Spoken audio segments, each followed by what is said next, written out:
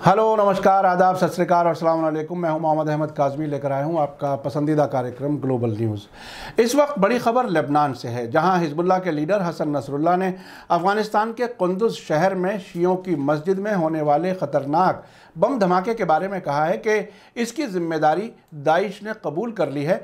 Daesh पूरी तरह एक वहाबी ग्रुप है। हमें चाहिए कि इसका नाम वहाबी दाइश रखें, क्योंकि इसका नज़रिया वहाबी है और उसकी सरगर्मियों की बुनियाद सिर्फ दूसरे मुसलमानों को काफिर कहना और नज़रियात में इख्तलाफ ही नहीं है, बल्कि उसने दूसरे लोगों के खून बहाने को अपने लिए हलाल कर लिया है। हिजबुल्लाह लीडर हसन नसरुल्लाह ने कहा है कि इस धमाके का असली जिम्मेदार अमेरिका है। हमने अफ़गानिस्तान से अमेरिकी फ़ौजियों के निकलने से पहले इस सिलसिले में इशारा किया था कि अमेरिका फुरात के पूरब और इराक़ से दाइश को अफ़गानिस्तान पहुंचा रहा है। उस वक्त बहुत से लोग ये सवाल कर रहे थे कि इस तरह का काम अमेरिका क्यों अंजाम देगा। उस वक्त दाइश ने भी अफ़गानिस्तान में अमेरिका के ख़िलाफ़ कोई काम अंजाम नहीं दिया, लेकिन आज साफ हो गया है कि उनका मकसद क्या था। उन्होंने आगे कहा कि अगर आप ये कहते हैं कि मैं अमेरिका का दुश्मन हूँ, इसलिए इस तरह की बात कह रहा हूँ, तो तुर्की के फॉरेन मिनिस्टर क्या कह रहे हैं। उन्होंने भी माना है कि अमेरिका ने दाइश को फुरात के पूरब से अफ़गानिस्तान पहुंचाया है।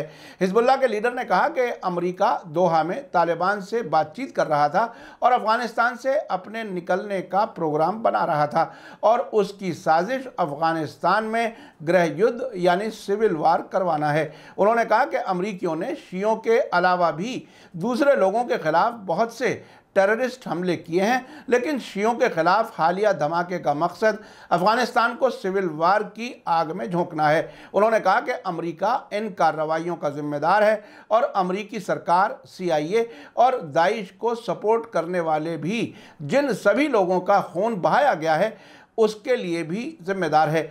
आपको याद दिला दूं कि 10 अक्टूबर को तुर्की के फॉरेन मिनिस्टर मौलूद चावुश ओगलू ने कहा था कि सीरिया के अलगाववादी और टेररिस्ट ग्रुप्स को अमेरिका लंबे वक्त से सपोर्ट कर रहा है। अमेरिका के स्काई न्यूज़ चैनल को दिए गए इंटरव्यू में तुर्की के फॉरेन मिनिस्टर ने कहा था कि सीरिया में टेररिज्म के खिलाफ जंग के बहाने अमेरिका की मौजूदगी सही नहीं है और टेररिज्म के खिलाफ जंग का उसका दावा गलत है। तुर्की के फॉरेन मिनिस्टर का यह बयान उस खबर के कुछ ही वक्त के बाद आया था जिसमें बताया गया था कि एक अमेरिकी फौजी दल इराक से सीरिया पहुंचा है।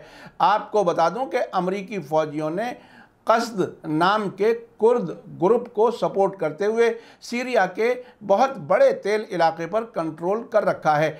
यहाँ से सीरिया का तेल चुराकर अमेरिकी लीडरशिप वाला इंटरनेशनल अलायंस अपने फौजियों को मजबूत बना रहा है। जुलाई 2020 में मीडिया ने सीरियन कुर्द कसद ग्रुप के एक कमांडर मजलूम अब्दी के हवाले से बताया था कि इस ग्रुप ने अमेरिका की एक तेल कंपनी के साथ एग्रीमेंट किया है। सीरिया सरकार ने इसे तेल की चोरी बताया था, क्योंकि इसकी मालिक सीरिया सरकार है, ना कि कोई एक ग्रुप।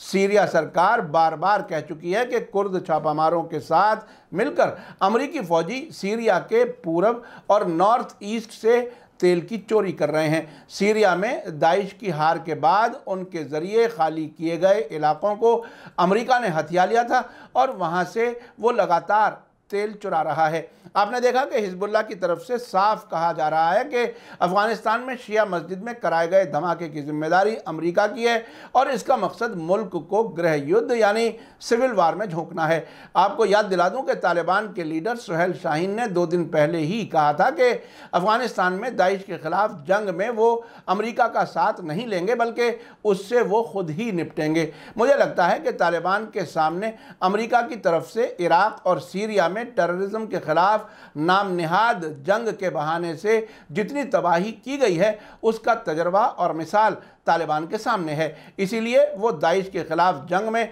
अमेरिका की मदद नहीं लेना चाहते। मेरा समझना है कि अमेरिका की शैतानी मुख्तलिफ मुल्क जितनी जल्दी समझ लें, दुनिया उतनी ही जल्दी खुशहाल हो सकती है। आखिर में आपको याद दिला दूं कि अगर आपने अभी तक media star world YouTube channel subscribe नहीं किया है तो सब्सक्राइब कर लें और घंटी दबाना ना भूलें। और अगर आप हमें फेसबुक पर देख रहे हैं तो हमारे पेज को लाइक करें ताकि हमारी हर नई वीडियो की खबर आपको सही वक्त पर मिल सके। इसी के साथ मुझे दीजिए इजाज़त। ग्लोबल न्यूज़ का ये एपिसोड आपको कैसा लगा कमेंट्स में ज़रूर लिखें। थैंक यू, धन्यवाद, शुक्रिया। जय भारत, जय हिंद। मीडिया स्टार वर्ल्ड के और वीडियो देखने के लिए हमारे चैनल को सब्सक्राइब करें और सीधे नोटिफिकेशन पाने के लिए बेल आइकन दबाएं। और अगर हमारी खबर सच्ची और अच्छी लगे तो अपने व्हाट्सएप, इंस्टाग्राम, फेसबुक और ट्विटर अकाउंट पर ज़रूर शेयर करें।